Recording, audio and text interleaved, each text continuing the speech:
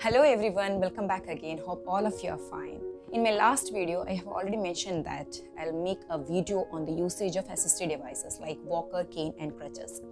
So today in this video, I'm going to talk about some of the important informations about crutches.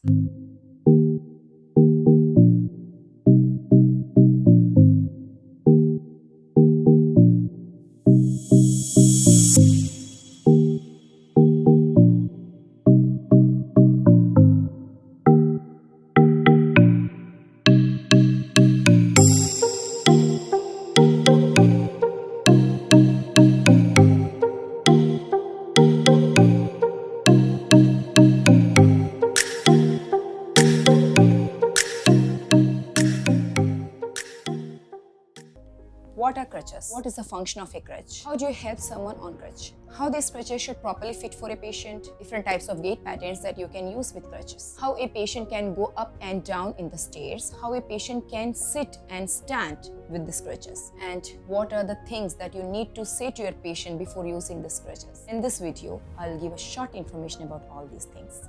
So first we'll talk, what are crutches? Crutches are those kind of assistive devices that are used to increase the base of support of an individual. For those individuals who are not able to bear their body weight on their legs, that is in short-term injuries or in lifetime disabilities. That means the crutches will help to shift your body weight from legs to upper body. We have mainly three kinds of crutches. That is, first one is axillary crutch, second one is elbow crutch or forearm crutch, and third one is gutter crutch. In this video, I'll explain about axillary crutches. Axillary crutches are also referred as regular or standard crutches.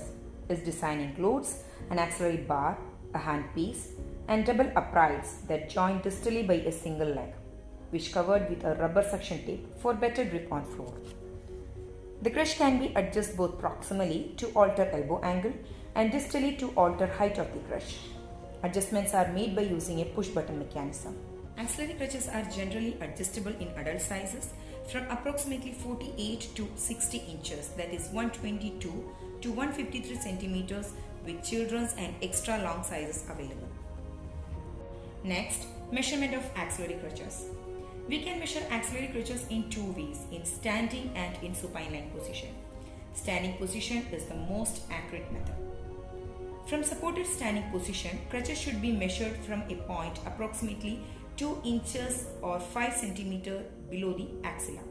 The width of 2 to 3 fingers is often used to measure this distance.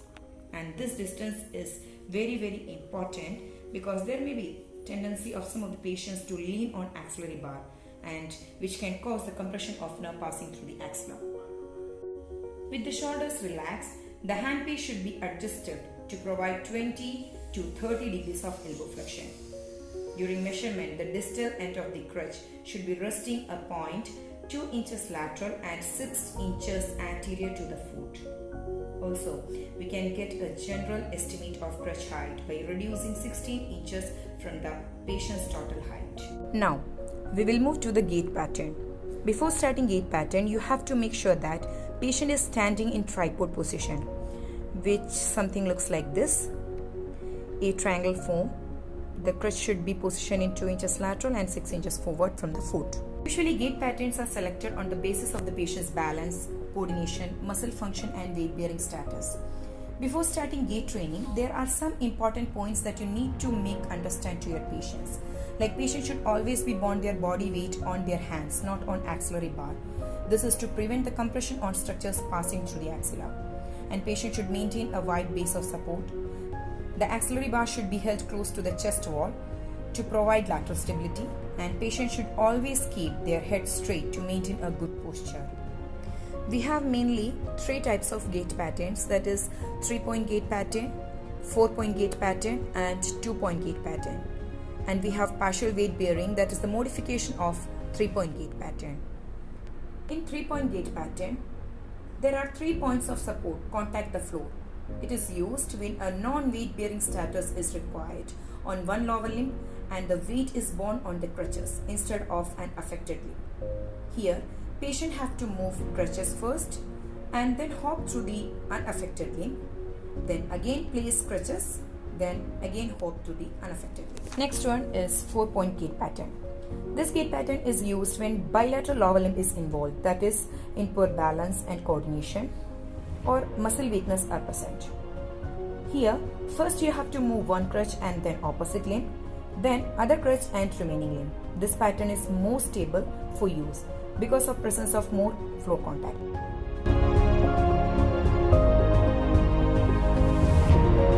Next one is 2-point gait pattern. This gait pattern is similar to the 4-point gait pattern, but it is less stable because of 2 points of floor contact. Hence, the use of this gait pattern requires more balance. It is close to normal gait pattern. The placement of one limb and opposite crutch are at the same time, which brings less base of support than 4-point gait pattern.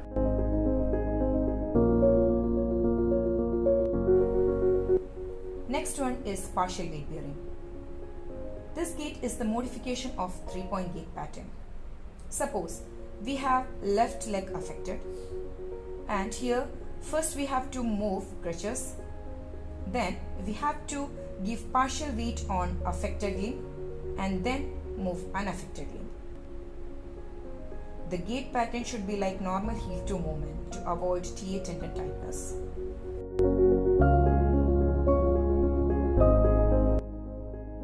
For partial weight bearing, we can decide the bearing weight with the help of a weighing machine. Instruct the patient to place limb on weighing machine and ask them to give pressure, and in this way we can decide the weight that we want to give through the patient's limb. Next one, swing to gait pattern. This gait pattern is used when there is weakness of both lower limbs or you can't bear full weight on both lower limbs. Here, first you have to move both crutches together, and while bearing full body weight through your hands to both crutches, you have to swing up to the same point of crutch. Next one, swing through gait pattern.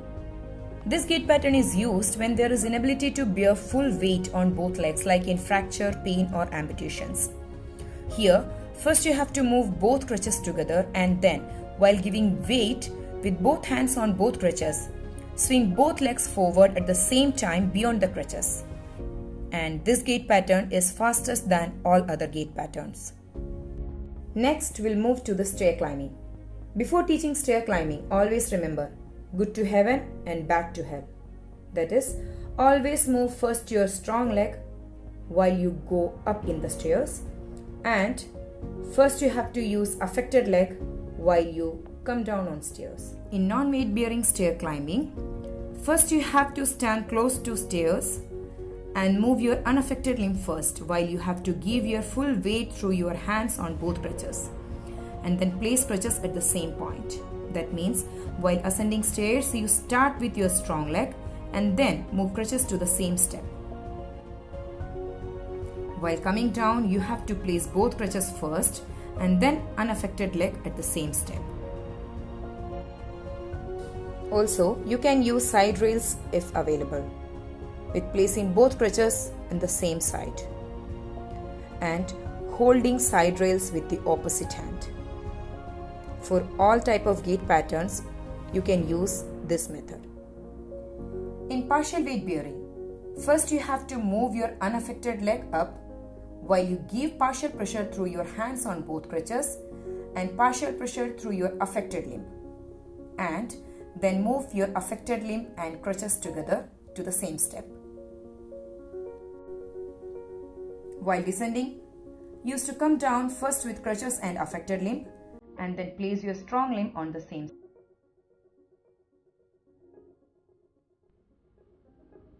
In swing gait pattern, you have to swing first and then place crutches while you go up, and while you come down, first place crutches down and then swing to the same step.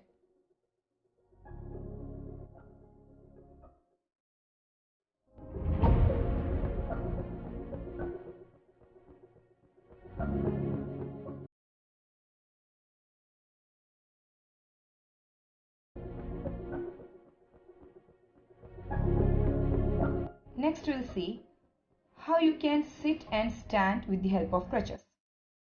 While you come up from chair, first you have to move forward and place both crutches on affected limb side, and then grab the armrest of chair with opposite hand, and stand up with giving full weight on strong leg. And then balance your position with both crutches. While you're going to sit on a chair, place both crutches on affected limb side. Grab the armrest of chair with opposite hand by bending strong leg and sit properly with supporting on chair. Always be cautious when you're going to turn around with the help of crutches. You should not do any pivoting movement because you may lose your balance by doing this and there may be chances of fall. So, turning should be initiated by stepping in a small circle rather than pivoting movement.